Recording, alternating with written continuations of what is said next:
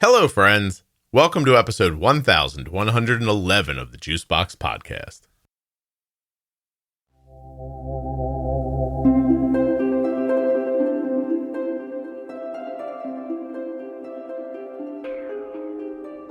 On today's episode, I'll be speaking with Jessica, an engineer in the military and a mother of a 7-year-old boy named RJ, who has type 1 diabetes. He was diagnosed at 5 years old. We talk about a number of different things today, including Omnipod 5, Dexcom, Libre 3, and some of the history of type 1 diabetes in Jessica's family. There's also some conversation about hypothyroidism. If you're looking for community around type 1 diabetes, check out the Juicebox Podcast private Facebook group, Juicebox Podcast, Type 1 Diabetes. But everybody is welcome. Type 1, Type 2, gestational, loved ones, it doesn't matter to me. If you're impacted by diabetes and you're looking for support, comfort, or community, check out Juicebox Podcast, Type 1 Diabetes on Facebook. Please don't forget that nothing you hear on the Juicebox Podcast should be considered advice, medical or otherwise. Always consult a physician before making any changes to your healthcare plan or becoming bold with insulin.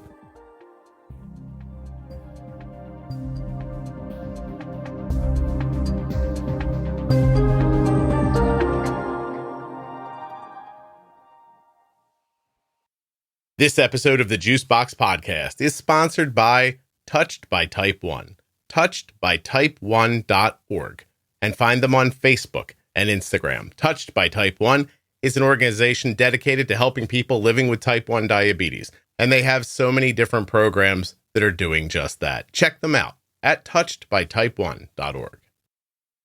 This episode of the Juicebox Podcast is sponsored by US Med. usmed.com/juicebox or call 888-721-1514. US Med is where my daughter gets her diabetes supplies from, and you could too. Use the link or number to get your free benefit check and get started today with US Med. I am Jessica. I am a mother of a son with type 1 diabetes. His name is RJ. And me and his dad, my husband, we do as much as we can to keep him happy while also keeping him, safe while he's at home and at school and managing his diabetes and, just trying to make sure he has the most normal life that a kid his age should have. It's a good plan. How old is RJ?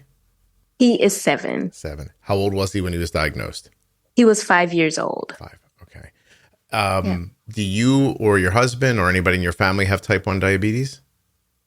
Yes. On my side, actually, I have I believe it's a second cousin. He had type 1 diabetes. He did not know he had it. And he's a professional NFL player. He did not know he had it. He actually passed away due to DKA. So, and we found this out kind of after the fact, after our son was diagnosed. How long ago was that? That the second cousin had it, or that passed away. That was many years ago, possibly, I want to say 8 or 9 years ago. And he died as an adult, I imagine. Yes, as an adult, yes. So diagnosed and then not diagnosed. Yeah, I'm sorry. Yeah. Yes, he was not diagnosed, and he ended up passing away. Wow. Due to DKA, yes. That's crazy. Oh my gosh. Yes. All right. Yeah. Okay. Let's see. But that's not something that you were thinking about when you were having kids.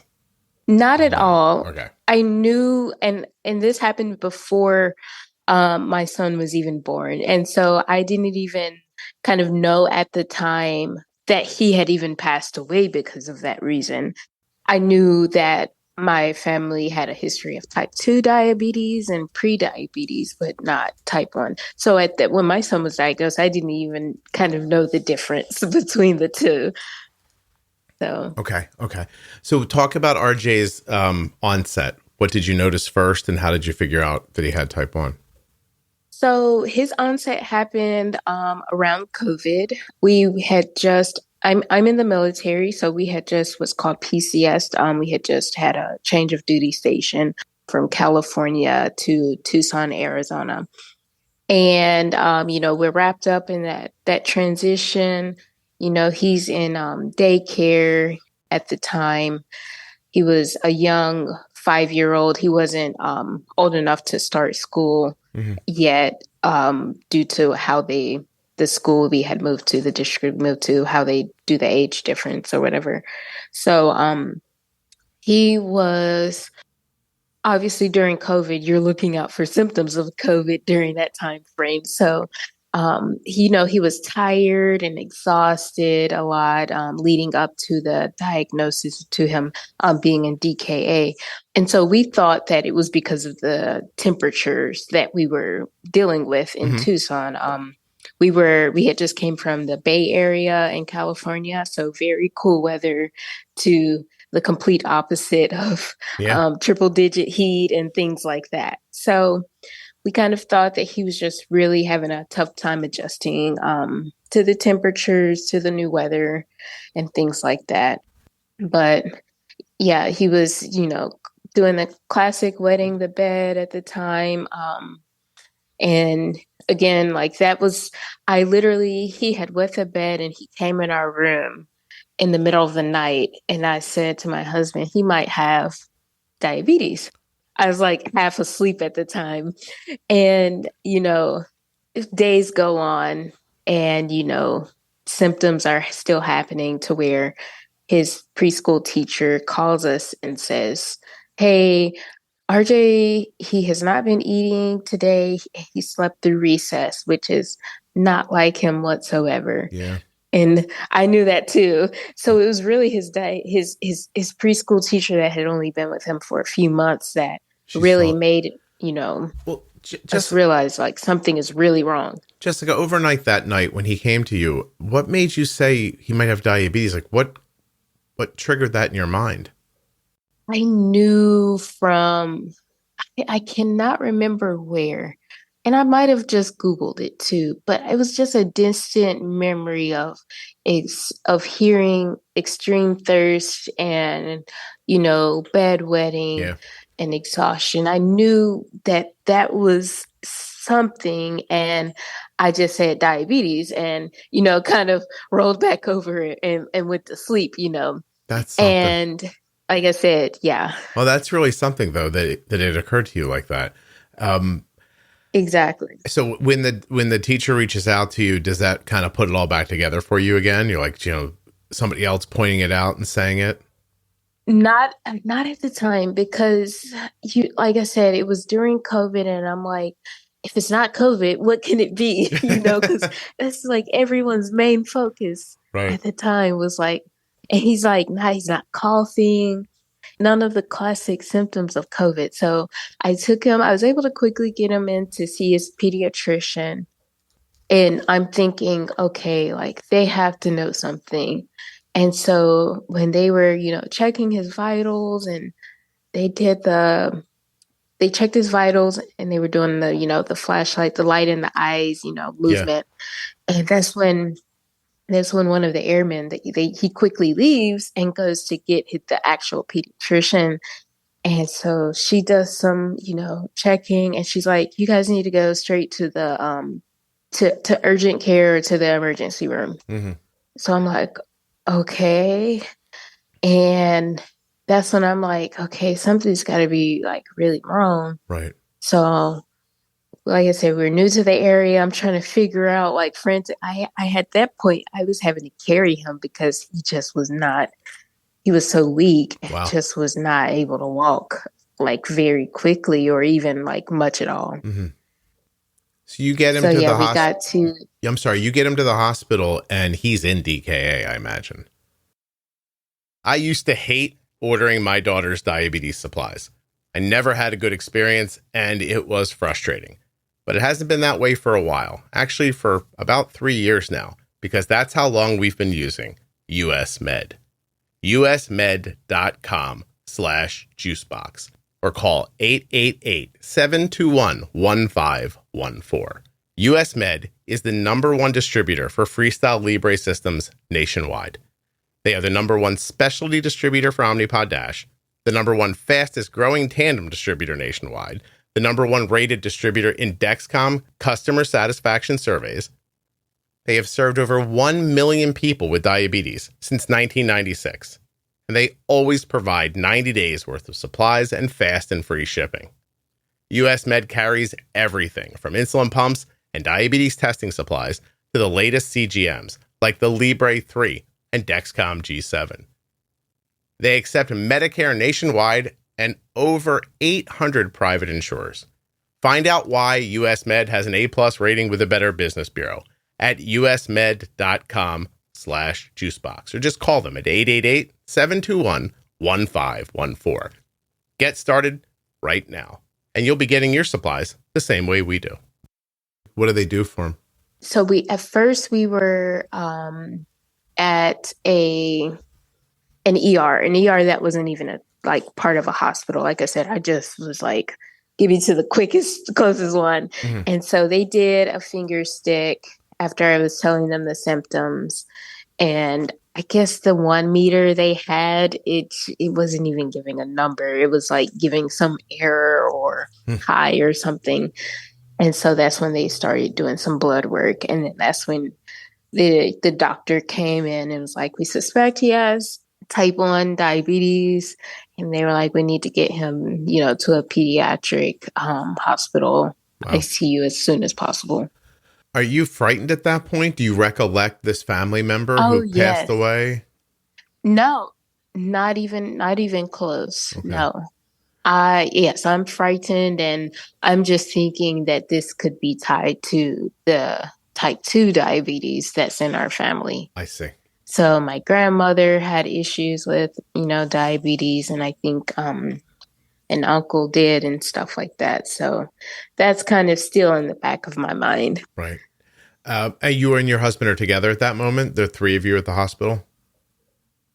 Yes. Yeah. Yep. Now, did they put him in an ambulance, or how did they get him to the next place? Yes. Yes, they put him in an ambulance and got him to the ICU, which was about 10 minutes away. Did you ride with him in the ambulance? But they waited. Yes. Okay. Rode with him. They kind of waited till they couldn't do much there, but they wanted to give him some fluids prior to, him leaving. Mm-hmm.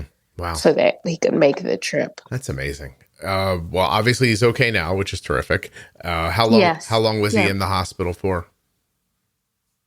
I think we were there for about 3 or 4 days. It seems to be about the number anymore. It's what I'm hearing from people.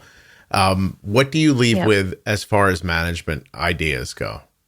So at the hospital, that's when about maybe a day after, once they got the confirmed diagnosis and everything, that's when they had a pediatric nurse endocrinologist and an educator that, came in, and broke everything down to us and gave us some training, helping us understand what's going on, why it happened or why it could have happened, or, just understanding what type 1 diabetes was. Right. And so it really sucked because this is still, like I said, still COVID. And so only one person is really allowed with the patient, and that has to be a parent, essentially. So, of course, I'm in mama bear mode still. So I'm telling my husband, go home, I'll stay.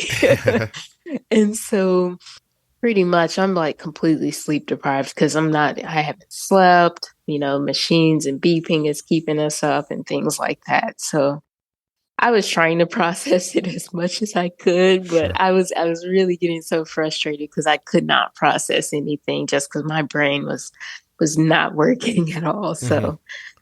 Yeah. Wow. Yeah. I mean, it's the same thing, right? It feels like, if anybody's ever been in a car accident before, you're okay and you get out and people start talking to you and you don't process anything at all. It feels very similar to that. Exactly. Yeah. So like having like just a loud bang go off next to you, and then somebody starts asking you Yeah. algebra. And you're like, Are you, yeah, I don't what's know. going on? I don't Yeah. know. Oh my Yeah. gosh. So, when you leave, is it injections? Do they give you a pen? Do they give you needles? Are they talking about pumps?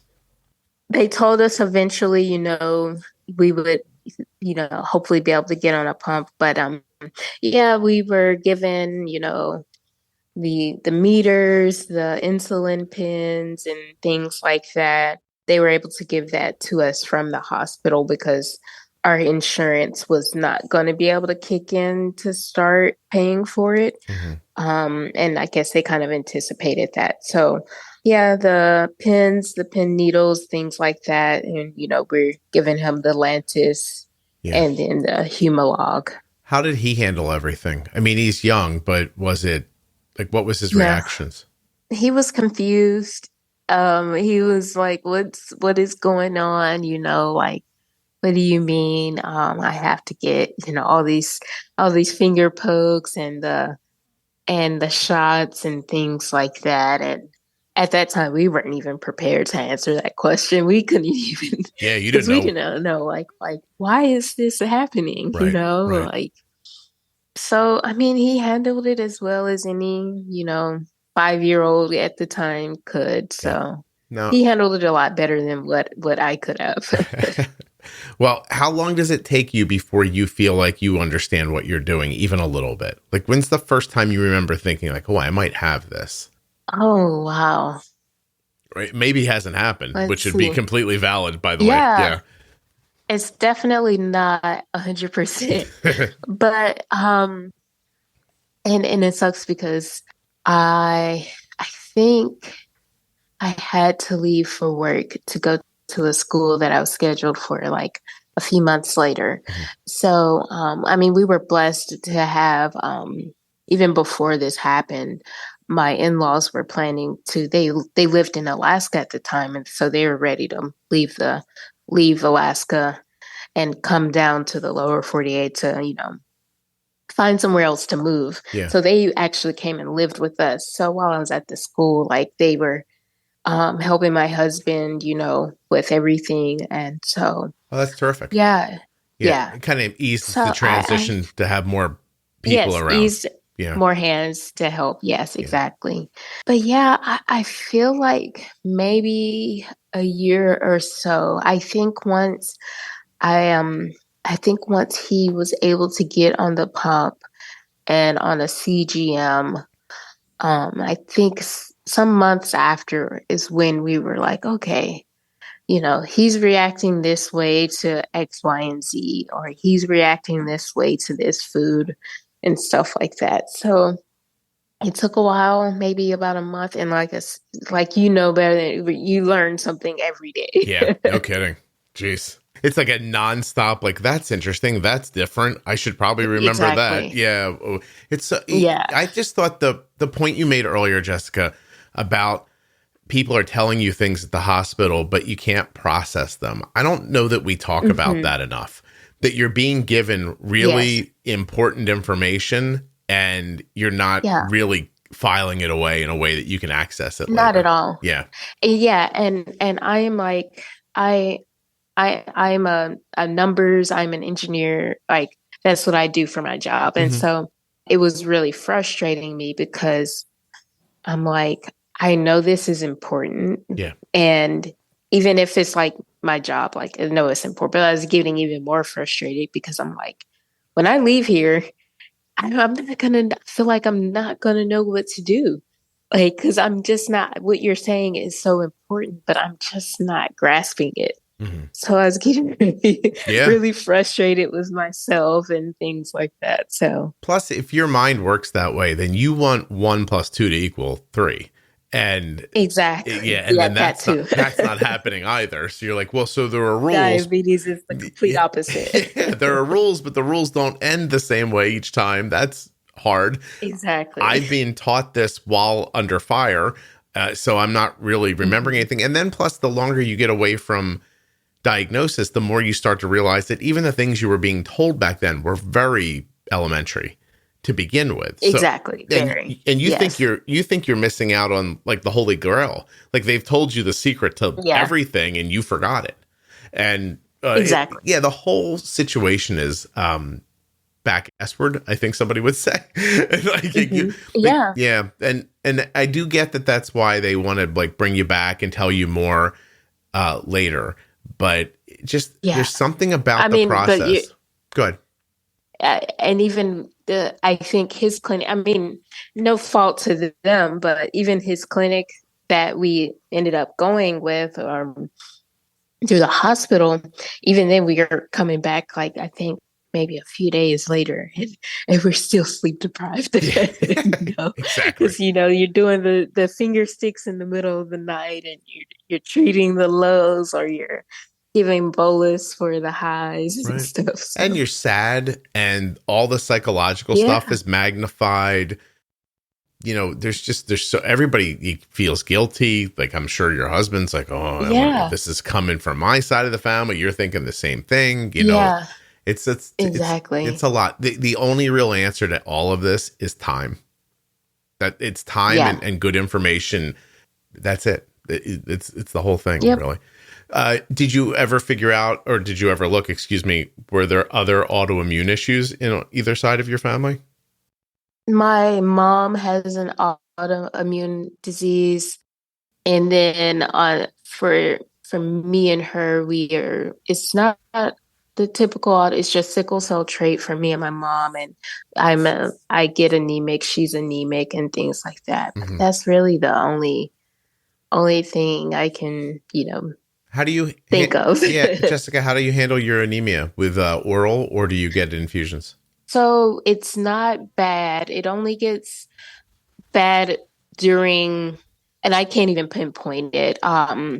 But I can kind of understand just based off of symptoms to where, and it's not bad. It only was bad when I was pregnant with my son. So, and that's when I had to, take the oral pills. But usually, I can quickly, alleviate symptoms and stuff by, eating more red meat and things like that. But there's only been like a couple of times where I was taking the iron pills. Oh, okay. That's great. I get low iron. I get like low iron symptoms, and my ferritin gets low, and it almost like shuts me off eventually.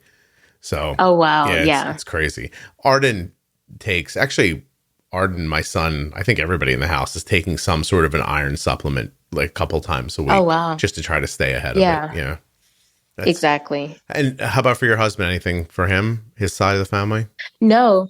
Okay. Not that I can think of, no. Were you planning on having more kids, and are you still?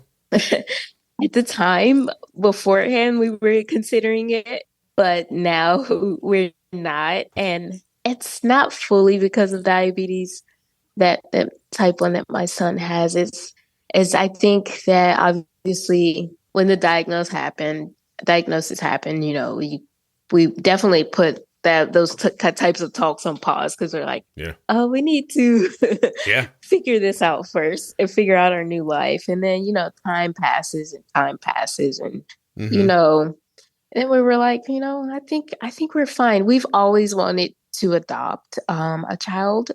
So, and then one that's close in age. So we took that as a sign, like, hey, let's make sure we don't lose sight of that dream that we had. Yeah. So that's a lovely idea. Yeah. And bonus points if they're type 1, I guess. Because you know what you're doing, right? Yeah. I'm adopted. Exactly. Yeah, Jessica, I'm adopted. Oh, wow. Yeah, somebody saved my life 51 years ago. So that's awesome. Yeah, it's a really cool thing to do. That's awesome. I guess I want to ask you now, like, because the note you sent, like, at what point in your management style, because you're using Omnipod 5 now, is that right? Yes, we're using Omnipod 5 and the Libre 3. Okay. Oh, wait, you can't use Omnipod 5 with Libre 3. So no, we're not using it with it, but we're in manual mode with the 5. We were using Dexcom, but we had several issues with it, so we had to go. Oh, I got go into manual mode for the 5, and the CGM is Libre. I see. So do you think you'll go back to Dexcom, or it wasn't working for you well? This has actually been our second flip-flop switch. I don't know. I don't know if we'll go back because when the sensors were working for us, it was Omnipod 5 was great. Mm-hmm. But we were, barely making it to like 4 to 5 days with the sensors. And it wasn't an issue with them falling off. It was just them constantly saying he was low. So And it it wasn't. was shutting off yeah, exactly. I wonder if, now this is looking forward. So just for people listening who might not understand, Dexcom G6 at the moment is the only CGM that works with Omnipod 5. You can put Omnipod 5 into manual mode and just run it like a regular Omnipod DASH you would. So that's what you're doing right now because you have the script for Omnipod Yes. 5, right?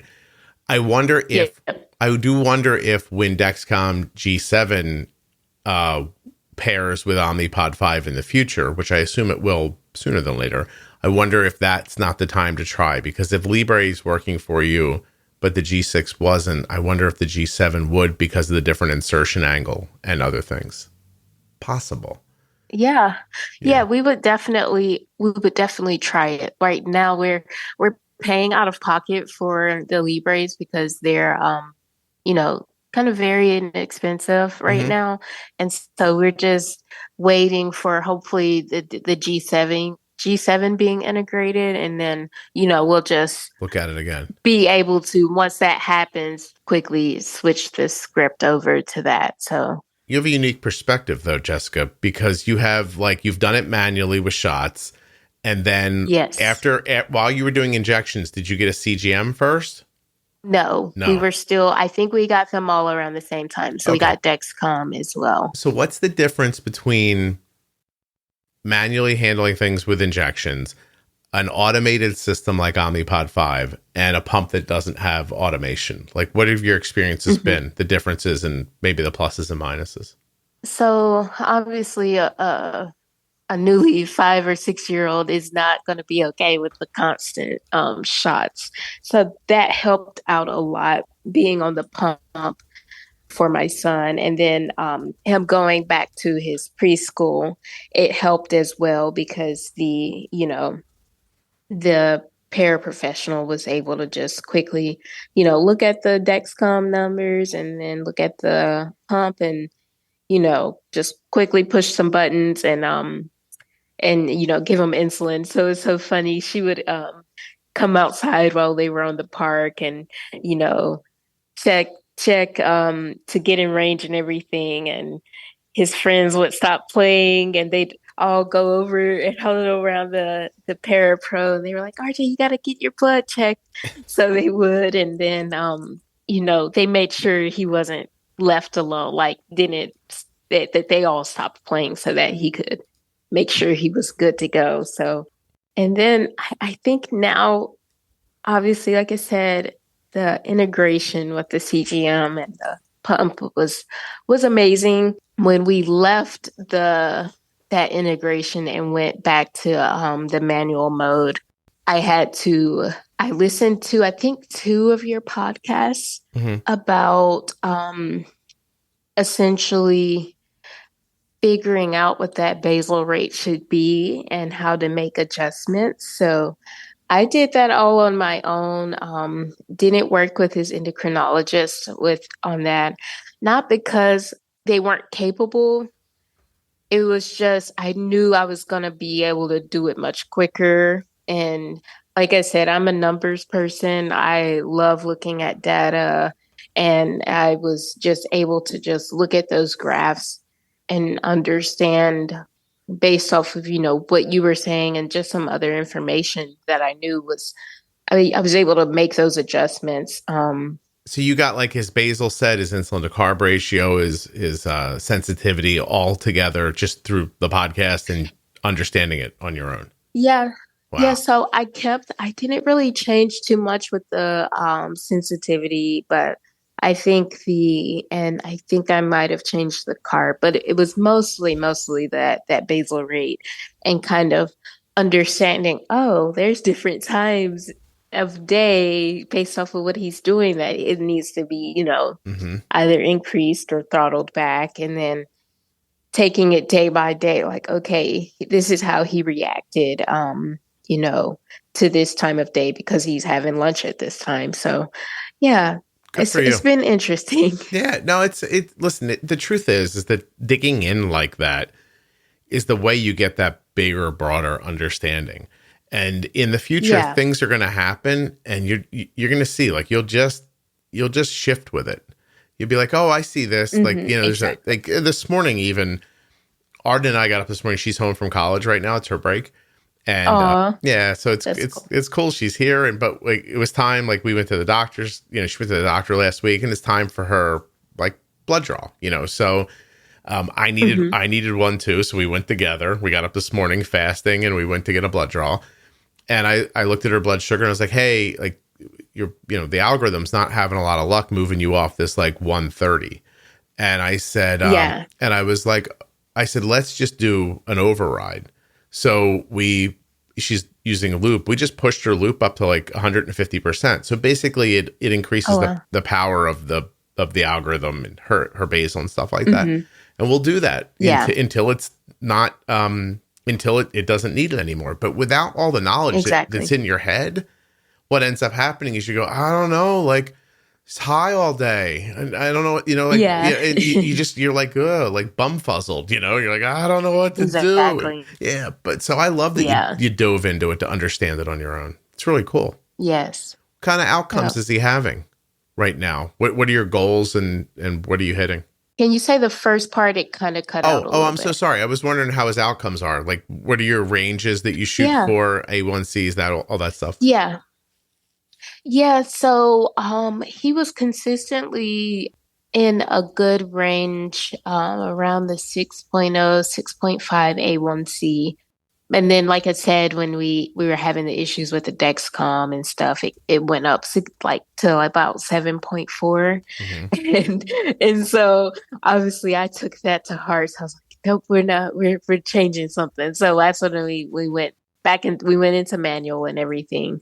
And so I think we have that down to like 7.0 right now. Good for you. And so,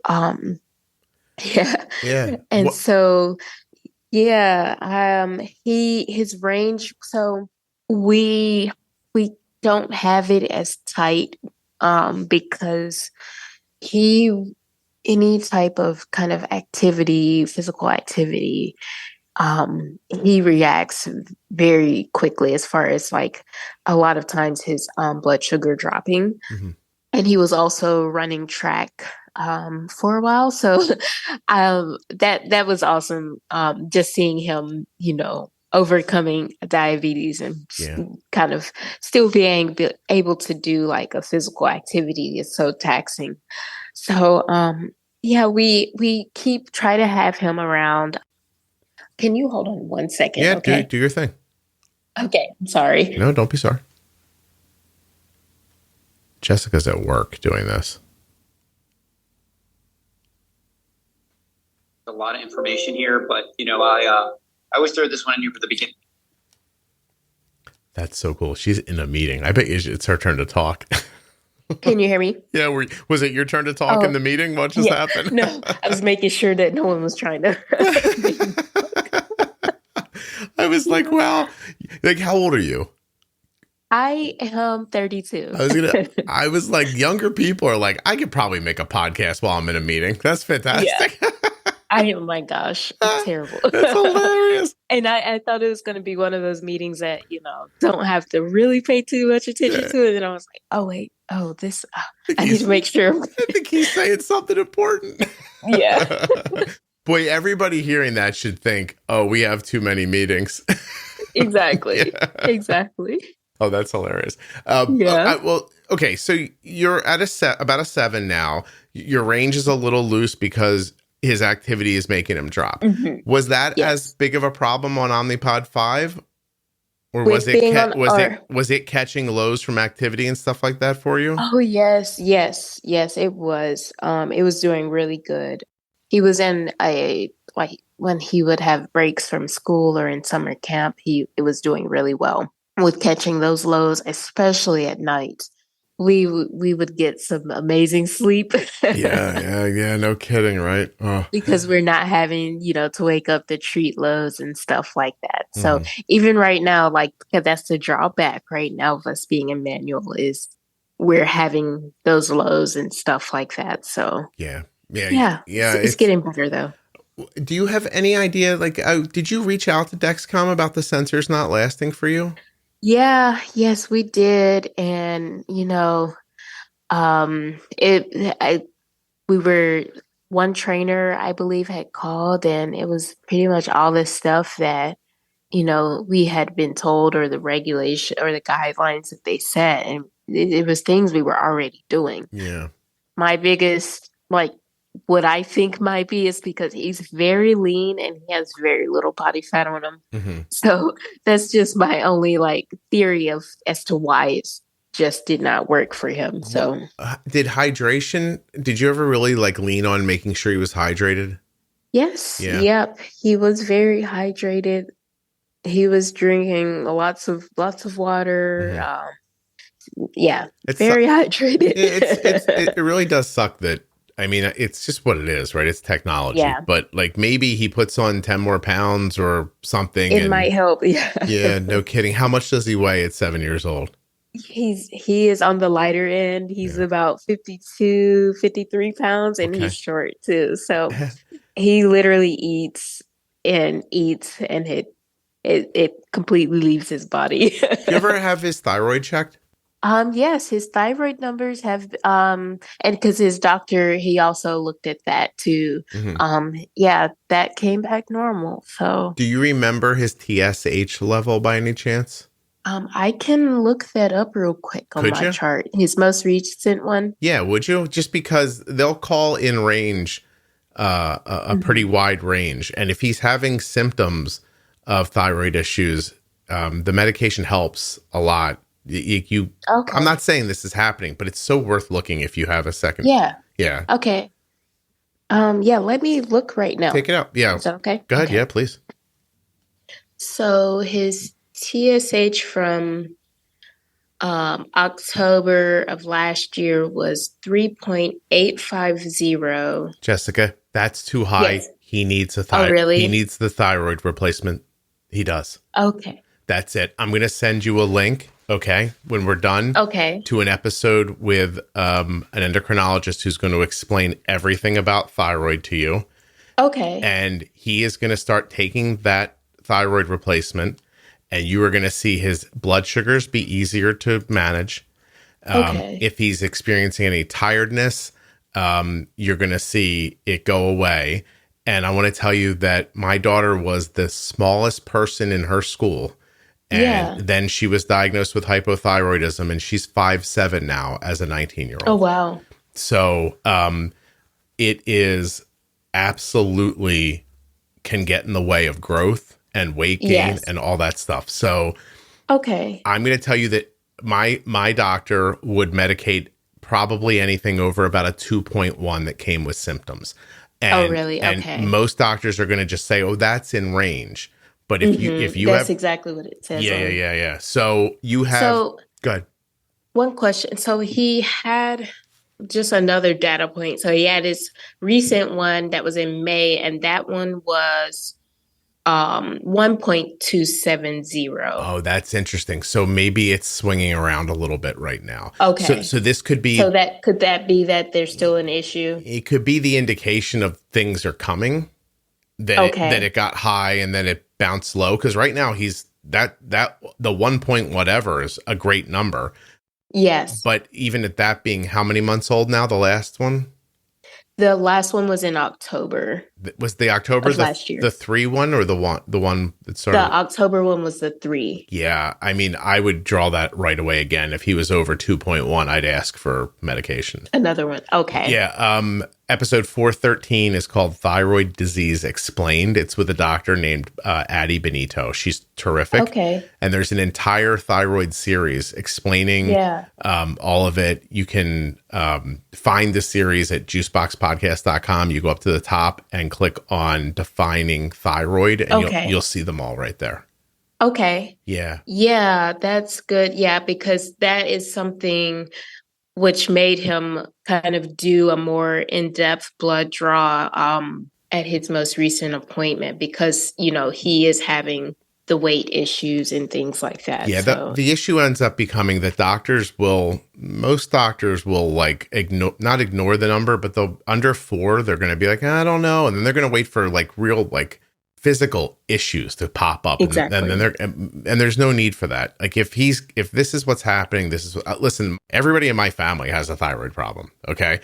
My daughter, my son, and my wife, and their doctor, who is the doctor on that recording, is going to like manage them as low as they can get them without it being hyper. And I just got a blood draw this morning because my thyroid came back like at 2.1 or 2.2 last time, and she's checking it one more time. And I guarantee you, if it's higher like that, she's going to give it. She's going to give it to me too. So exactly. Okay. yeah. And plus, you don't want to miss out on these growing years if that's part of the issue. Yes. 100%. Okay. Oh, wow. Yeah, that could be the difference between some real money to play something in college and just exactly and nothing. Because by the way, I stalked you a little online. Your husband looks like a big guy. Yeah. Yes. Yep. He played basketball in college, and I ran track. I was gonna say we might get a little bit of college help here from this kid. He grows up enough. Exactly. Yes. Nothing wrong with that. Nothing at all. Yeah, no, I wish you luck finding out more. And the only thing I can tell you is that if you go back and his TSH is in the 3s and your doctor says that's not high enough for medication, I'd be looking for another opinion if that happened. Gotcha. Okay. Yeah. Yeah, I will we'll see. We just moved again, so we're trying to get his care set up now. So good for you. I'll talk to his endocrinologist and his PCM and kind of see what they say. Hopefully one of them bites. Yeah, absolutely. And helps us out. So I'll send them the episode if they don't believe you. I know, right? Is your husband still in the military? No, he's not. He got out after a few deployments. He was in for about 6 or 7 years. So, and you were too, right? I'm still in. You're the one. Oh, okay. Yeah. So that meeting wasn't about anything like about my safety, was it? I'm just kidding. I'm teasing you. I can't say that. Are you guys trying to find those people in that submarine? I'm just kidding. No. No? I will not say anything on that topic. My true thoughts. Well, if your true thoughts are like mine, it would be don't get into a toy submarine and try to go down to the bottom of the ocean. That was my thought. I mean, there's this thing called common sense, but I guess not too common. Yeah. I don't know. You want to see the Titanic? Watch the movie. James Cameron took pictures of it. Yeah, there's great video of that already. Yeah. I've heard people say like, "Well, who's at fault?" I'm like, "You're at fault for getting in the submarine." That's exactly. Yeah. You got to have a little bit of preservation in your heart. Yeah. I don't do. Yeah. I just saw a video the other day of this couple. It's terrible, by the way. They get up on a ledge on a building to take a picture. And the woman goes up first, and then she kind of gets settled. And they're on a fairly wide ledge. I mean, a couple feet wide, right? But they're clearly trying to get a photo of them being on the top of a big building. Well, he hops up. Don't get me wrong. He doesn't bump into her. He doesn't do anything.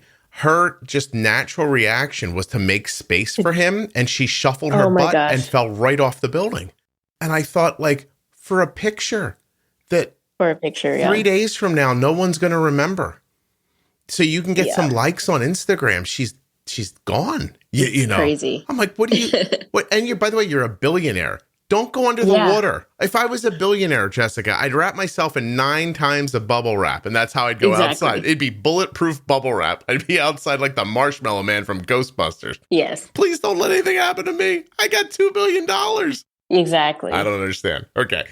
I know you're probably busy, and I'll wrap you up a little bit here. Okay. Okay. I want to ask if there's anything that we missed or we didn't talk about that you wanted to. I don't think so.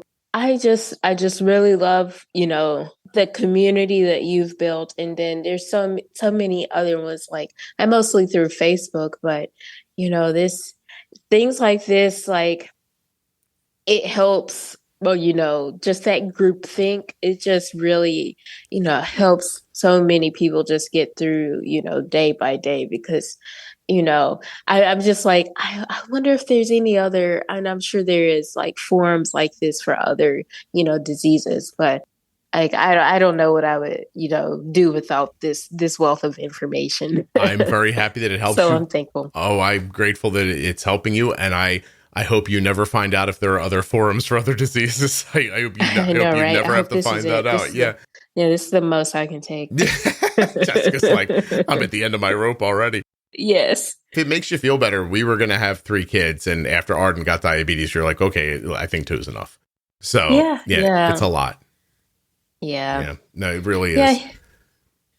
And my son, he has such a big heart, and he was like, Mom and Dad, he's like asking every, few months. But then finally one day he's like, Mom, we could adopt a kid that has diabetes, and I'll help them with it since I've been doing mine and taking care of my diabetes. I was like, yo, you're so sweet. Jessica, sweetest kid. If you're trying to make me cry, like you're real close. I know, right? Yeah. Jeez.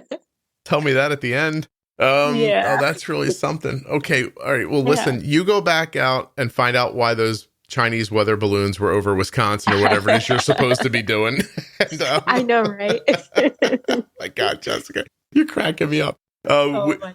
When we're going to pause, like we're going to stop now. And I'm going to say thank you very much, but just hold on one second for me. Then I'll let you go. Okay. All right. Thank you again.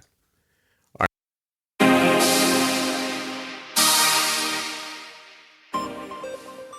I'd like to thank Jessica for coming on the show and sharing her story, and a huge thanks to Touched by Type 1 for sponsoring this episode of the Juicebox Podcast. Check them out on their website, touchedbytype1.org, or on Facebook and Instagram. A huge thanks to US Med for sponsoring this episode of the Juicebox Podcast. Don't forget, usmed.com/juicebox. This is where we get our diabetes supplies from. You can as well. Use the link or call 888-721-1514.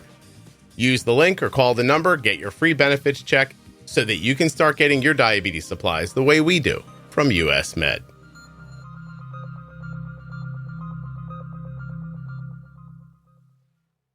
The episode you just heard was professionally edited by Wrong Way Recording. WrongWayRecording.com. If you're not already subscribed or following in your favorite audio app, please take the time now to do that. It really helps the show. And get those automatic downloads set up so you never miss an episode. Thank you so much for listening. I'll be back very soon with another episode of the Juicebox Podcast.